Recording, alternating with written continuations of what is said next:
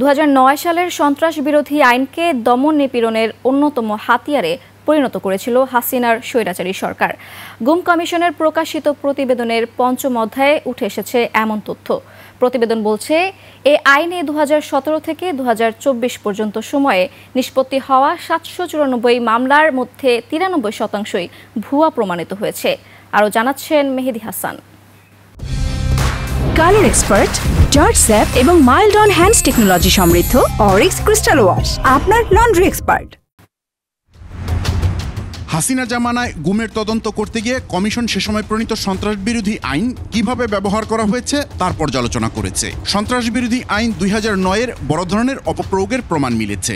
2017 থেকে 24 সময়ের মধ্যে এ আইনে হওয়া 794টি মামলার নিষ্পত্তি হয়েছিল। এর মধ্যে মাত্র 52টি মামলায় অভিযোগ প্রমাণিত হয়েছিল, অর্থাৎ 93% মামলাই ছিল ভুয়া। আইন প্রয়োগকারী সংস্থাগুলো এসব অভিযোগ আনার ব্যাপারে পূর্ণ স্বাধীনতা ভোগ করলেও যে মানদণ্ড অনুসরণ করে এসব মামলা করা হয়েছিল তা নিয়ে প্রশ্ন তুলেছে কমিশন। এদিকে এসব মামলায় অভিযুক্তরা নির্দোষ প্রমাণিত হওয়ার পরও আজীবন সন্ত্রাসবাদের কলঙ্ক বয়ে বেড়াতে হবে। তারপরও 2017 সালে যেখানে এ আইনে 600 মামলা হয়েছিল, 2021 সালে তা বেড়ে গিয়ে 1200-তে উন্নীত হয়েছিল।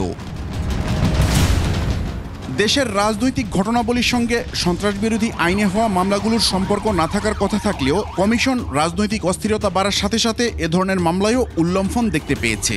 বিশেষ করে 2018 সালের নির্বাচন এবং 2021 সালে ভারতীয় প্রধানমন্ত্রী নরেন্দ্র মোদীর বাংলাদেশে আগমনের বিরুদ্ধে হওয়া প্রতিরোধ আন্দোলনের পর এ ধরনের মামলার পরিমাণ উল্লেখযোগ্য হারে বেড়েছে।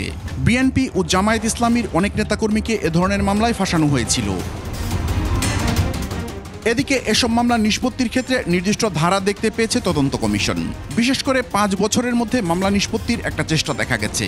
2018 সালে অনেকগুলো মামলা হওয়ার প্রায় 5 বছর পরে 2022 সালে সেগুলো নিষ্পত্তি হতে দেখা গেছে।